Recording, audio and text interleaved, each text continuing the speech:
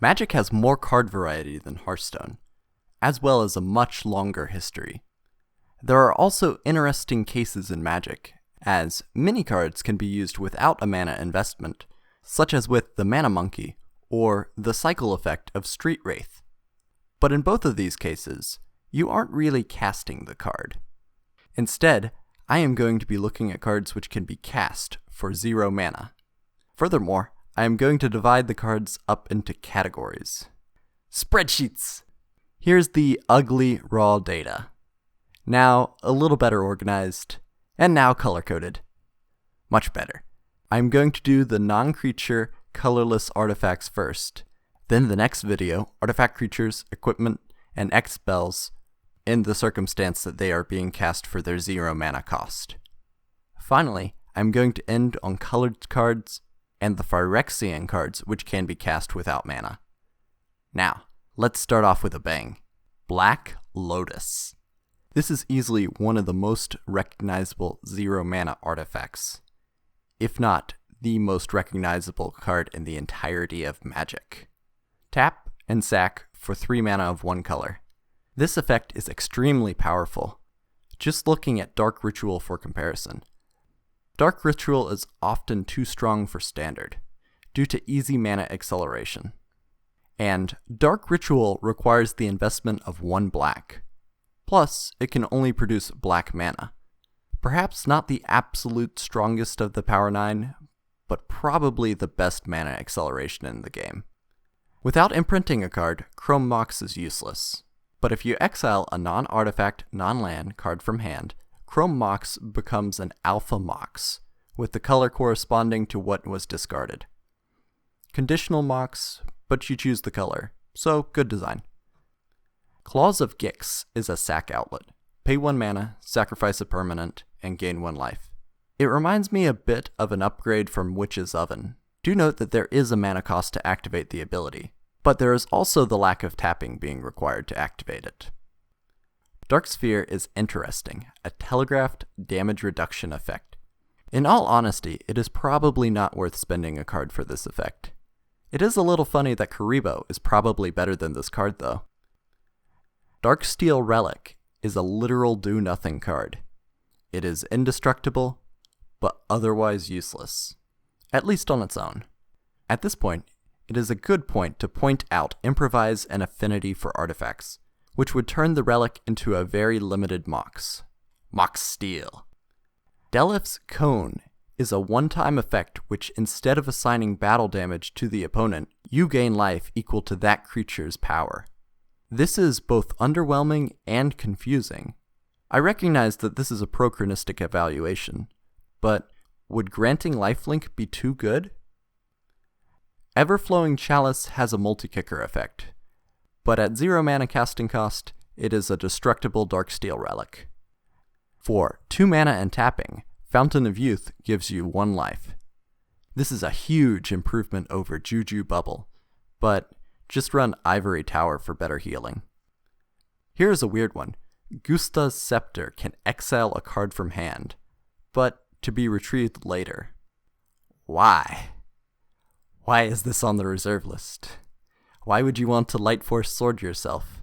Maybe to keep it secret, keep it safe? For later? Herbal Poultice feels really familiar. For 3 mana and sacrificing the Poultice, you can regenerate target creature. This is a telegraphed regenerate, and for 1 more mana. That is terrible. Jeweled Amulet is a little awkward since it requires you to remember what type of mana you put in, but otherwise it reminds me of the mana batteries, minus the mana rock tapping effect. The mana storage is also only 1 mana at a time, so probably close to useless. Lion's Eye Diamond is not Black Lotus. Discarding all cards in your hand is a high price to pay. But there will always be cards which like to be in the graveyard. I can see the potential for either the Dredge or Escape keyword. Lodestone Bauble can put up to 4 lands on top of a player's deck, then give that player a draw. This is sort of a 1 mana cantrip with the ability to recur basic lands.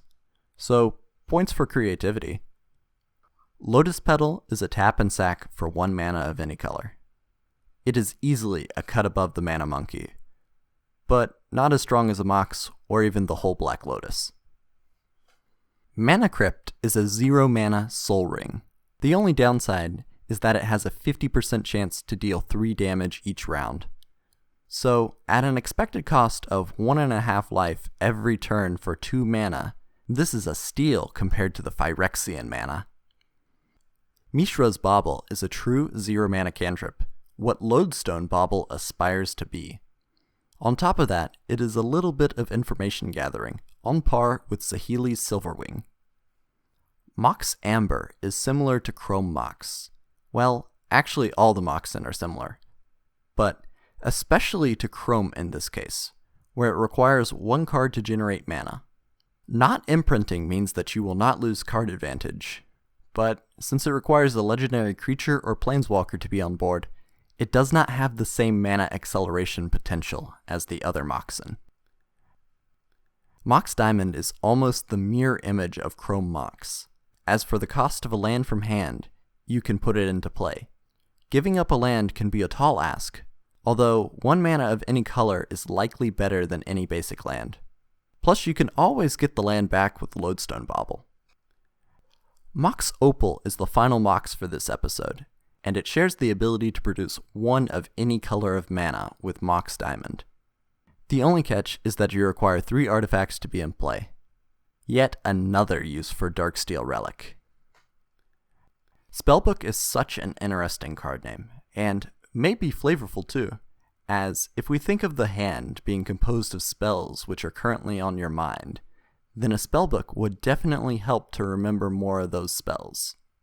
This being reflected in no maximum hand size is cool, but maybe not as useful as one might think. At least, it is not symmetrical like infinite cards though. Tormod's Crypt is probably the best of the tap and sack artifacts which don't produce mana. Exiling every card in a graveyard is very powerful side deck tech, probably even better than Grafdigger's Cage in a lot of matchups. Though not a staple, it is still very formidable. Urza's Bauble is similar to Mishra's Bauble, but it trades the Saheeli's Silverwing effect for an inexperienced spy effect. If only that Yu-Gi-Oh card were also a delayed cantrip. Welding Jar is a twist on Healing Poultice, without a mana investment required, but also with a limited pool of targets. 6 of one, half a dozen of the other. We started with a bang, and now we're going to end with one.